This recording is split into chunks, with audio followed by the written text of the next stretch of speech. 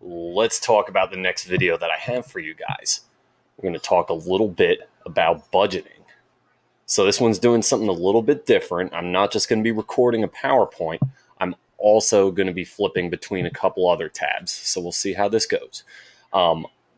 Also, I'm indoors and my fiance is trying to record a class right now. So trying to keep my volume down a little bit more. All right. So what we're going to take a look at here is personal monthly budgeting, making sure that our income, expenses, and savings are all aligned. Now, if you're following along from our previous videos, all right, the first one that we did, you can see right here was on the purpose of savings. Then we had a video on types of different savings accounts. So simple savings, money market, certificate of deposit. And then my third video, which was on developing specific, measurable, achievable, relevant, and timely financial goals, otherwise known as SMART financial goals. I do not have any specific notes related to this topic on budgeting, but it is part of the packet of work that I sent home with you guys. In fact, if you were looking at that, and if you wanted to pause right now, you could see it's lesson 3 in that packet of work. Can you pay your bills? And again, that deals with your spending tracker, different income and expenses, and a couple of other categories. If you guys wanted to pause and pull that open right now, you're welcome to do that. All right, so a little bit on the budgeting, the W's as I say. Who, what, when, where, why, and how. All right, so what is a budget? A budget is simply a plan for how you're going to allocate your money.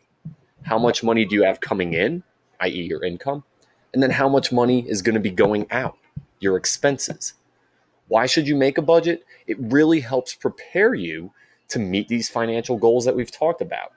All right, whether you're saving up for something or if you need to save money for the event of an emergency. Your budget can help you plan out where you would need to move money around. Budgets are very, very useful in this regard. It also, most importantly, helps to make sure that you do not overspend your money, which is the biggest challenge in all of personal finance. Who should make a budget? Well, personally, I believe that everyone should make a budget on a personal level. But not only should individuals make a budget, maybe an entire household or family might make a budget. Maybe it might be the case that the government makes a budget, or that a business makes a budget, or a club, or an organization, whatever it might be. When should you make a budget? You want to at least update your budget every year, and you also want to update it whenever you have a significant change in your life, whether that's a change in your income, like you get a raise or a new job, or if it's a big change personally. Maybe you get a new car and you have a car payment, or maybe you have a kid and you need to deal with that now. Maybe you have a pet and you need to deal with that. All sorts of things. Finally, I'm going to show you guys at the end of this some of the tools you can use as to how you can make a budget. We'll take a look at that later. All right, the first thing to understand about your budget is your income. Income is money that you receive, the money coming into your accounts. That can come from many sources, but when you're young, the primary source of income is going to be your employment, your job. What money do you make through your job? That being said, there are some other sources of income out there. There's interest off of savings. There's also dividends off of investments, which we'll talk about later. You can also be receiving payments from others for various things. Then finally, there's something else called windfall income. This is income that you didn't expect, but you received. It might be a will or an inheritance. It might be a gift from somebody. It might also just be getting lucky and winning a prize, or winning some money at a casino, or gambling, or the lottery, or anything like that. Those are forms of windfall income. The last important topic you guys need to understand when it comes to income is this idea of the difference between gross income and net income. Now, when we look at these things, gross income is the money that you make How much money did you make over a specific period of time? Net income is going to be what's left over after taxes are taken out. Because remember, you make a certain amount of money, but you don't get to keep it all. There's going to be taxes, payroll taxes, and other deductions. Things like contributions to a pension fund. All right? Those are some of the other things that are going to come out of your money. All right, next thing we want to look at are your expenses. Really, we break them down into two different categories: fixed expenses and variable expenses. Your fixed expenses are going to be those costs that you have to deal with that are going to be the same month to month, or pretty much close to the same, right? The classic example of that is your rent. We talked about this when we talked about the fixed and variable costs of doing business. Rent is the basic example of that. But you have other bills that you'll pay as well that are going to be pretty consistent month to month. Cable and internet, cell phone, insurance. Maybe you have a gym membership or something like that. Maybe you have a consistent car payment that you're making, or a payment on some other loan that you're making. Student loan debt. Those are all things that you can consider. Variable expenses, those are going to be the things that change month to month. Your utility payments. I don't know if you guys are aware, but the bill for electric, heating, gas, and water, those things change. They go up and down month to month, depending on how much we use them. That's why your parents always hark on you to make sure that you turn the lights off when you're not using them, or turn the water off when you're not using it. Other things, food, all right? It's best to keep yourself on a limit for food. This is one thing where everyone always goes over what they should be spending, because we love spending money on food. But in fact, you got to find ways to cut back on that. Then you have other things like clothing, pets, hobbies, entertainment, transportation, right? The more you drive, the more you're going around places, the more it's going to cost you, right? But again, these are just the various things that you spend money on. What you're going to want to do is set limits for yourself on these things. All right, lastly, let's not forget about putting some money aside in your budget for savings and debt. When it comes to savings, right, we've already talked a little bit about the different types of savings out there. Short-term goals, medium-term goals, putting away money for a rainy day. You also want to be considering long-term retirement savings. These are going to come in the forms of investments that we'll probably talk about later on in this class. You also want to factor in your debt payments when it comes to your budget. Paying off your debt should be one of your top priorities that you have, right up there with savings. Savings and paying down your debts should be second and third in importance behind making sure you have some rent and some food to eat. Those are very, very important. Now, this little pie chart here, it shows an example of what everything might look like. What should your ideal financial pie chart look like?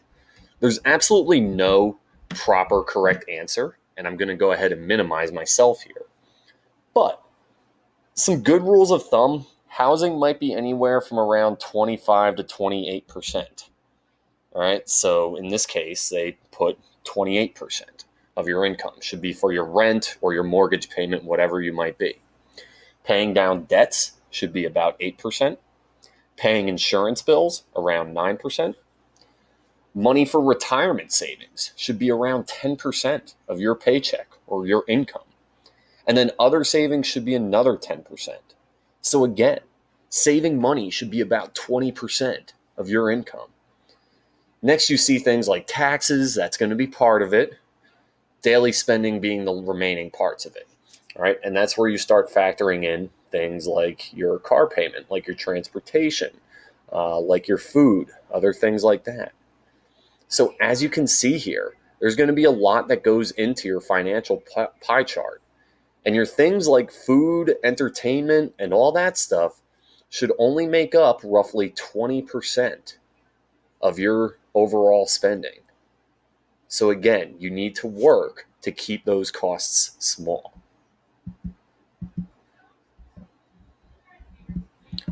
So the last things that I want to share with you are some examples of different forms of personal budget plans. Now, this is an old example that I had. This has since changed, but I use Microsoft Excel. I created this budget template myself personally. When we get back to class, you guys will use one that's relatively similar. But you can see here, I have my expense categories broken down: housing and rent, utilities, cable, internet and phone, food, transportation costs, debts, insurance, savings and investments, right? When we look at these, by the way, what I'll tell you is that this is a monthly spreadsheet. So this is all the stuff that I plan to spend per month. You can see here for me, it's about $3,424. For income, I created this one where I talk about my monthly salary is roughly around here. And then I have that changed to net income. Because remember, I am not going to keep all of this monthly salary. I am going to lose a fair portion of it to taxes and to other things that I have to contribute money to.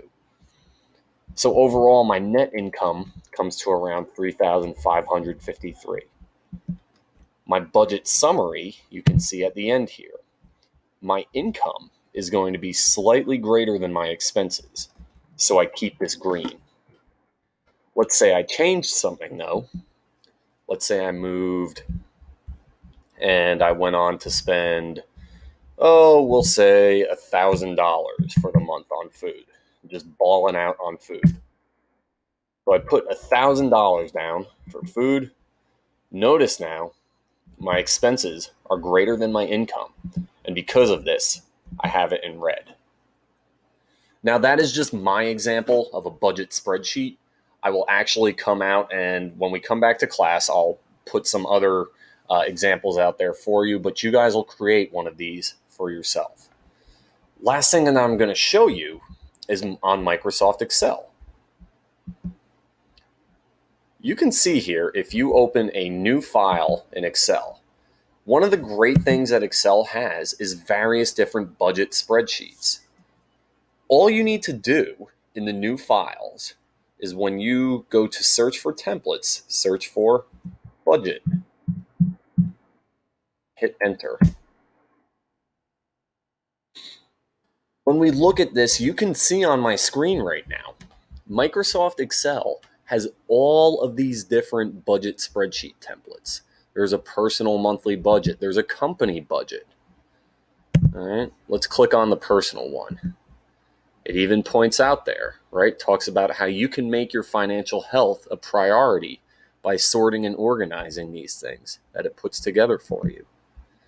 You have one for a whole household. So maybe it's not for one person, but for an entire family. That's great. They have bill paying checklists. They have one specifically for food for the month. This one might prove helpful for you guys in the future, a college budget, right? This budget template assists college students in managing monthly and semester tuition, books, fees, and living expenses. Total expenses and income are calculated in each section. This is another great example of a template that they have. I love this one, wedding budget. Let me tell you, weddings are very, very expensive. I find that funny. But anyway, you can see, again, there are all kinds of different budget templates out there. You just have to do a little bit of work. In fact, let's open up this college one and see what it looks like.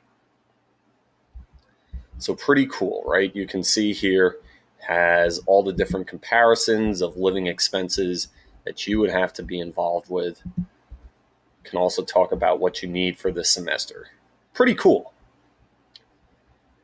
Anyway, ladies and gentlemen, that's all I have for you guys for budgeting. Again, if you have questions, feel free to message me on Canvas, through Student View, through email, or through the Remind app. Hope you guys are staying safe and staying healthy out there. Take care.